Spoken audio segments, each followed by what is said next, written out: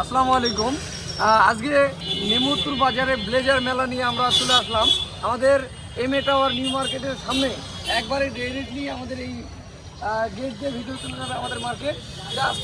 Just একবারে রাস্তার পজিশনে ব্লেজার মেলা, শুধু খালি ব্লেজার পাওয়া যায়। আসুন, এই যে ব্লেজার, হাজার রকমের ব্লেজার রয়েছে, অল্প দামে ব্লেজার পাওয়া যাচ্ছে নেমুরতুর বাজারে।